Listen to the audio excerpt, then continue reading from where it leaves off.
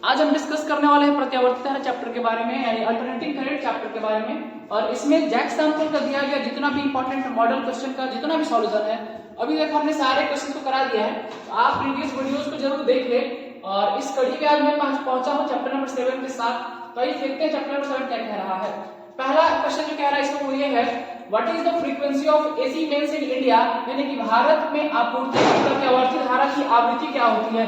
तो हमारे घरों में जो आवृत्ति आती है, हमारे घरों में जो आपूर्ति होती है पूरे भारत में, वो जो है वो लगभग है अप्रोक्स 50 हर्ट्ज, यानी 50 हर्ट्ज आवृत्ति का प्रत्यावर्ती धारा पूरे भारत में सारे घरों में सप्लाई किया जाता है।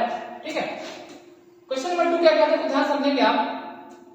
N alternating current can be produce, यानी प्रत्यावर्ती धारा उत्पन्न की जा सकती है। प्रत्यावर्ती धारा उत्पन्न करने के लिए हम लोग उपयोग करते हैं अल्टरनेटर का।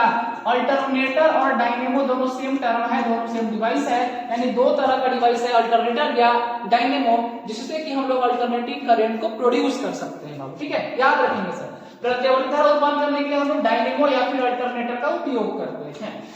नेक्स्ट है आपका क्वेश्चन नंबर 3, इसको थोड़ा ध्यान से समझेंगे। ये क्वेश्चन आपका थोड़ा सा कन्वर्ट करके भी दे सकता है।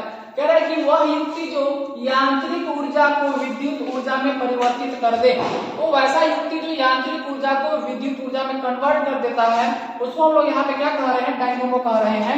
इन वैसा युक्ति जो बदल देता है, डायनेमो का दूसरा नाम क्या होता है यहाँ पे, जनरेटर। ये जनरेटर यानी कि डायनेमो है जो उसको कन्वर्ट कर सकता है।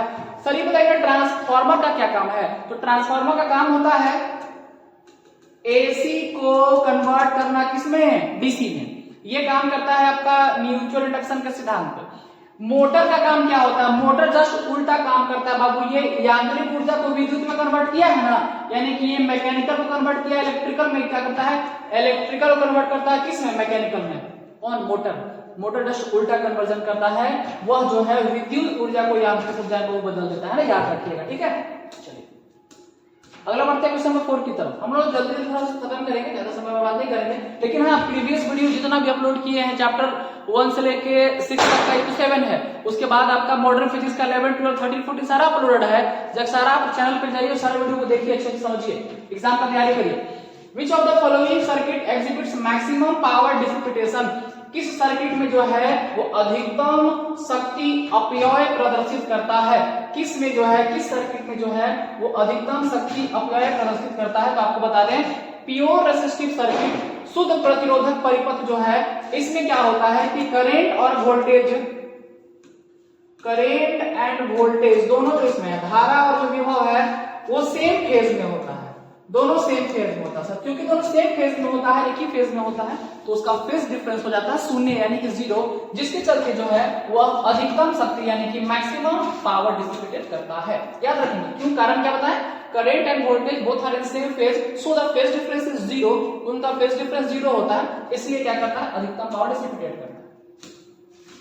क्वेश्चन नंबर 5 क्या कह रहा है sir, what happens to the inductive reactance when the frequency of AC supply increase. जब आप फ्रीक्वेंसी बढ़ा देंगे एसी सप्लाई का, तो आपका जो है वो इंडक्टिव रिएक्टेंस में क्या फर्क पड़ेगा।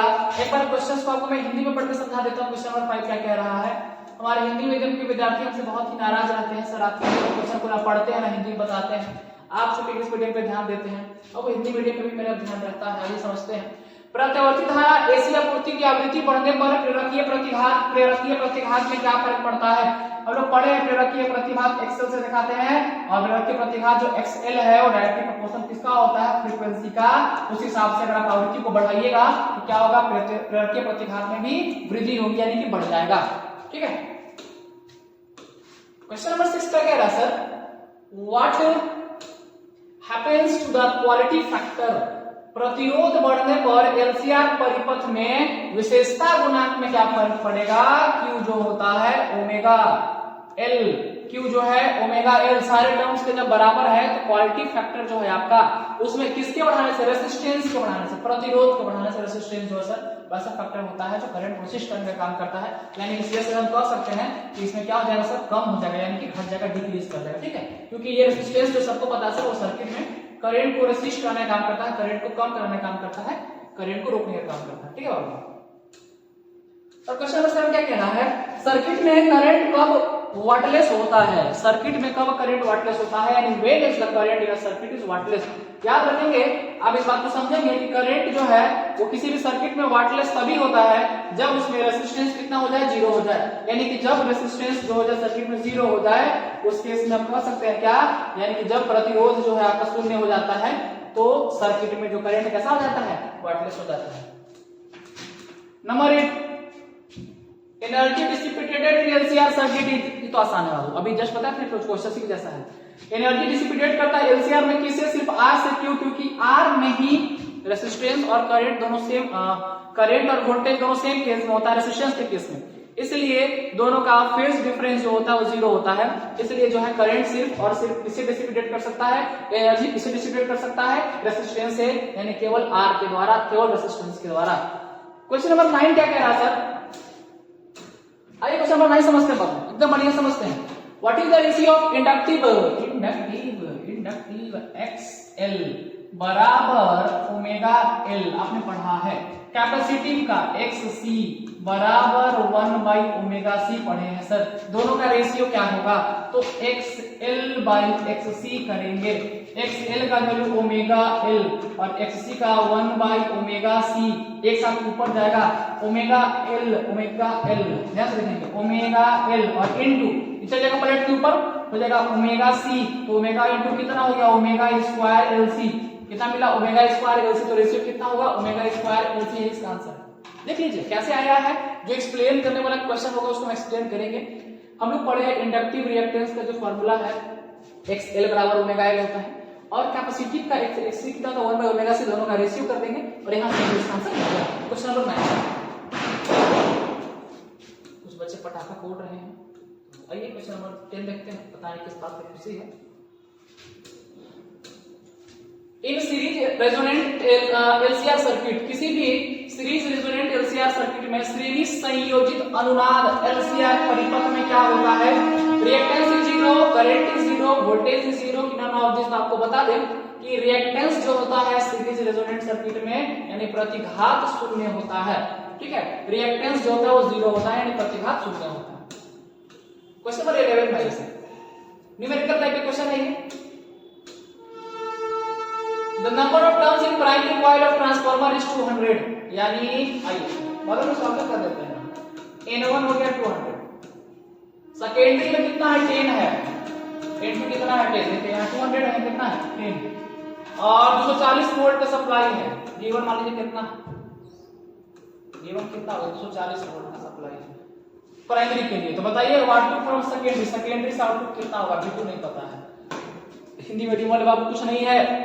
ट्रांसफार्मर के प्राथमिक कुंडली में फेरों की संख्या कैसे दिखाते हैं, N1 से, और द्वितीयक में फेरों की संख्या कैसे दिखाएंगे, इसको N2 से। N1 मान लिए, N2 मान लिए, एक वोल्टेज हो तो V1 हो गया और V2 आपको निकालना है। फॉर्मूला होता है N1/V1 बराबर N2/V2, दोनों का रेशियो बराबर होता है N1 यही सॉल्व करते हैं, जगह तो है थोड़ा सा। N1 कितना है आपका 200/N2 कितना है 10, और सॉरी N1/V1 करना था ना, N1/V1, V1 कितना हमारा 240 इक्वल टू N2 कितना है सर 10, और V2 नहीं पता है। क्रॉस मल्टीप्लाई करें तो सर जल्दी से क्रॉस मल्टीप्लाई करिए, तो आइए ऐसे से करते हैं ना, 200 into V2 बराबर, ऐसे कर दिया ना, ऐसे कर, कितना हो जाएगा सर 24 पर 2 0, एक 0 यहाँ से, एक 0 यहाँ से, तो सर V2 बराबर कितना, 24 पे 2 0 बाई कितना जगह नीचे 200, 0 0 कैंसिल, 0 0 कैंसिल, 2 से कितने बार में 12 बार में, यानी V2 कितना आएगा वो 12 वोल्ट। V2 कितना आ गया सर 12 वोल्ट, और 12 वोल्ट ऑप्शन है ना, हाँ ऑप्शन नंबर बी 12 वोल्ट है, 12 वोल्ट, ये आंसर हो गया इसका। कैसे क्या रेशियो देख लीजिए इसका, कॉइल्स का रेशियो, वोल्टेज का रेशियो N1/V1 N2/V2 बराबर होता है, इसके हिसाब से हमने सॉल्व कर दिया है, आराम से इसको देख लीजिए। आइए बढ़ते हैं क्वेश्चन नंबर 12 की तरफ। Transformer works on the principle of, आप लोगों ने पढ़ा है ट्रांसफार्मर जो है वो किसके प्रिंसिपल पे काम करता है, तो फैराडे के म्यूचुअल इंडक्शन के सिद्धांत पे, यानी कि अन्योन्य प्रेरण के सिद्धांत पे ट्रांसफार्मर काम करता है। यानी प्राइमरी में हम बदलते हैं और सेकेंडरी में भी बदलाव हो जाता है, इसी सिद्धांत पे आपका ट्रांसफार्मर वर्क करता है, ठीक है। In pure inductive circuit current, pure inductive circuit में करंट क्या करता है, तो प्योर इंडक्टिव सर्किट में आते हैं करंट जो है lags behind the voltage by pi by 2, lags behind the EMF by pi by 2 हमने पढ़ा होगा, lags behind the voltage, leads behind the voltage, और एक केस में क्या होता है कि नो चेंज होता है जब वो 90 डिग्री के बराबर होता है। ठीक है, क्वेश्चन नंबर 14 कह रहा है the average power dissipation in pure inductance और कैपेसिटेंस इज, एवरेज पावर शुद्ध प्रेरकत्व या संधारित्र में औसत शक्ति अपव्यय कितना होता है। तो जब आप इसका एवरेज पावर निकालेंगे ओवरऑल, तो ये इंक्रीज और डिक्रीज करने के बाद जो है वो एवरेज पावर इसमें कितना होता है, कंजप्शन तो जीरो होता है। ठीक है, यानी एवरेज पावर कंजप्शन जो है आपका वो जीरो होगा प्योर इंडक्टेंस और प्योर कैपेसिटेंस दोनों में। क्वेश्चन नंबर 15 की तरफ बढ़ते हैं। 15 कह रहा है capacitor acts as an infinite resistance for, capacitor जो है वो किसमें इनफाइनाइट रेजिस्टेंस की तरह व्यवहार करता है, संधारित्र अनंत प्रतिरोध के रूप में कार्य करता है, किसके लिए, डीसी के लिए। इसको याद रखिएगा, वो डीसी में डायरेक्ट करंट वाले केस में जो संधारित्र है हमारा, जो कैपेसिटर है, वो काम करता है इनफाइनाइट रेजिस्टेंस के फॉर्म में, यानी अनंत प्रतिरोध के फॉर्म में। The core of transformer is made laminated because ये क्वेश्चन में 2 मार्क्स में बड़ी बार पूछा है, बहुत सारे एग्जाम में पूछा है कि why the core of transformer is laminated। तो कहानी यही है कि वह जो है एनर्जी लॉस से बचाने के लिए ट्रांसफार्मर के कोर को लैमिनेट किया जाता है, क्योंकि इसमें जो एनर्जी है वो ईडी करंट और अन्य बहुत सारे फॉर्म्स में खर्च हो जाती है, उसका व्यय हो जाता है, जिसके चलते by doing this loss of energy can be reduce, यानी कि ऐसा करने से ऊर्जा की हानि कम होती है, यानी ऊर्जा हानि से बचाने के लिए, ऊर्जा के ह्रास से बचाने के लिए हम लोग ट्रांसफार्मर के कोर को लैमिनेट करते हैं। ठीक है, इसको याद रखना है। क्वेश्चन नंबर 17 क्या कर रहा है, द पीक वैल्यू, प्रतिवर्धन का चरम मान कितना होता है, आपको पढ़े आई बराबर आई नॉट साइन ओमेगा टी याद आ रहा है, लेकिन इसका मूल वर्ग माध्य मूल मान यानी आरएमएस वैल्यू निकालेंगे तो आई आरएमएस बराबर होता है कितना, I naught by root 2, I naught by root 2 यानी पीक वैल्यू के 1/√2 टाइम्स यानी आई नॉट बाई रूट 2 इसका आंसर होगा। ठीक है, देखिए 18 number, in step up transformer, यानी कि स्टेप अप ट्रांसफार्मर में प्राथमिक कुंडली और द्वितीय कुंडली जो है रिस्पेक्टिवली उसमें घिसे घेरों की संख्या ज्यादा होती है, तो आप याद रखिएगा कि इसमें जो है N2 यानी कि द्वितीय कुंडली में फेरों की संख्या प्राथमिक कुंडली के फेरों की संख्या से ज्यादा होती है, यानी N2 is greater than N1। याद रखना है, द्वितीय कुंडली में फेरों की संख्या ज्यादा, प्राथमिक कुंडली में फेरों की संख्या क्या, कम। 19 number, what is the reactance of a capacitor in a DC circuit, DC circuit में कितना होता है, डीसी सर्किट में जो रिएक्टेंस होता है, ये क्वेश्चन को पलट के पूछा, इससे पहले फॉर पूछा था ऊपर में, इसको पलट के पूछा, डीसी सर्किट में जो रिएक्टेंस होता है वो कितना होता है, अनंत होता है, इंफिनिटी होता है। लास्ट सवाल हम लोगों का क्या कह रहा है, the transformation ratio of step up transformer is, step up transformer का जो ट्रांसफॉर्मेशन रेशियो होता है, जो कन्वर्ट करने का रेशियो होता है एसी डीसी में, वह कितना होता है, तो 1 से ज्यादा होता है, ग्रेटर देन 1 होता है। इसके पीछे एक छोटा सा कहानी है, आप जब इसको डीपली पढ़ेंगे तो आपको दिखेगा वहां पे कैसे कैसे किसका लेस देन 1, किसका इक्वल टू 1 और किसका ग्रेटर देन 1 होता है। तो इसका आंसर जाएगा 1 से अधिक यानी कि ग्रेटर देन 1 होता है। क्या सर, ट्रांसफॉर्मेशन रेशियो किसका, स्टेप अप ट्रांसफार्मर का। तो यहां से हमने देखा कुल 20 सवाल चैप्टर नंबर 7 का।